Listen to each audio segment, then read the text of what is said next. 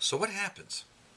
The next day, the people come and complain to Moses, you and Aaron killed the people of the Lord, the people of God. Now, how could this be? How could they accuse Moses and Aaron of killing anybody when the people had violated the rules? They knew they were violating the rules. The Torah says they knew that they sinned on their souls. They sinned knowing full well what was going to happen if Moses was right. So how could the people have thought that the divine wrath was Moses causing their deaths? And this brings us to the concept of the question. We find in the Talmud several instances, and I'm sure that this happened many, many more times, that the righteous were upset with someone. That person had shown his chutzpah, his gall, his temerity, his total disrespect in despicable ways. It says that the righteous gazed at him, and in some instances it says that the man died. In some instances it says he became a pile of bones. And I wondered, I honor these rabbis.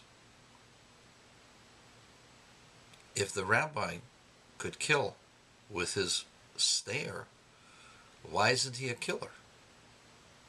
And the truth is, that's the same question that the people of that generation had against Moses. You killed the nation or the people of God, even though it was a divine fire. You killed them. And God was angered by this to the point where those people protesting could have all died, and they would have been in the hundreds of thousands if not for the intervention of Aaron praying for them. So, what was their error in this whole process? What were they thinking? Why would it be considered murder? And then on the other flip side is, why isn't it? If you could kill by looking at someone, what difference does it make if you could kill with a bullet or kill with a gun? But let me explain. In my opinion, the people who were being killed and being punished were not punished instantaneously. We find with the flood, God didn't bring the flood on the sinners of the generation of Noah right away. First it was raining. The rain was soft. Then it continued to rain and rain harder. And it started to flood a little bit. They were told there's going to be a great flood, and it started flooding even more, and even more, and even more. So what did they do? Did they turn to God? No. They took axes and tried to chop down the ark so that Noah couldn't escape, and they'd be able to live another 120 years in peace and prosperity without having to worry about Noah's God. So what does that tell you? It tells you that the divine wrath is not instantaneous. The divine wrath evolves with time. And during that process of the revelation of the divine wrath, the person is afforded the opportunity to have a change of heart. Now, how do I know this? In the Torah, when it describes the death of Dathan and Aviram and Korach and his family, it says, Uvenei Korach lo mesu, and the children, the sons of Korach, did not die. Rashi explains, Rashi, the great commentary, explains that at the very last moment they had a change of heart. Meaning that those people who died didn't change their mind. And that's the same thing that happened when the tzaddik gazed at the person. When a tzaddik looks at you, you get shaken up at your very core. Your whole body shakes and trembles. And you feel like there's an electric jolt coming through you that is emanating from the eyes of the tzaddik. And if the person wants to be evil, and wants to remain evil, then the effect of the stare and the glare of the righteous continues.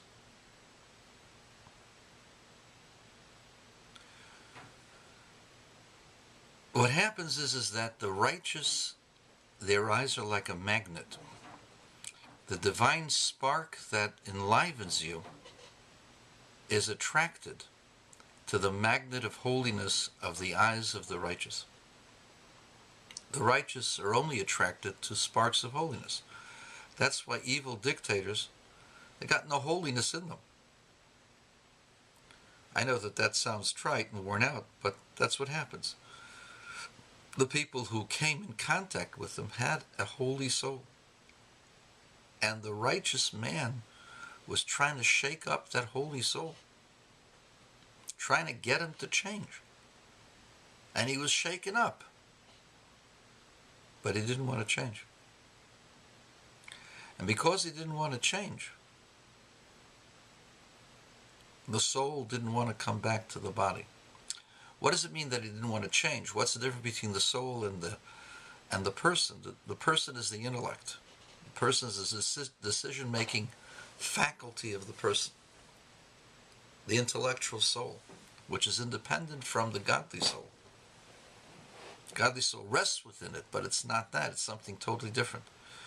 So if the person in his own intellect doesn't want to change, nothing the tzaddik can do about it. The person's soul will be attracted to the tzaddik, and the person will die.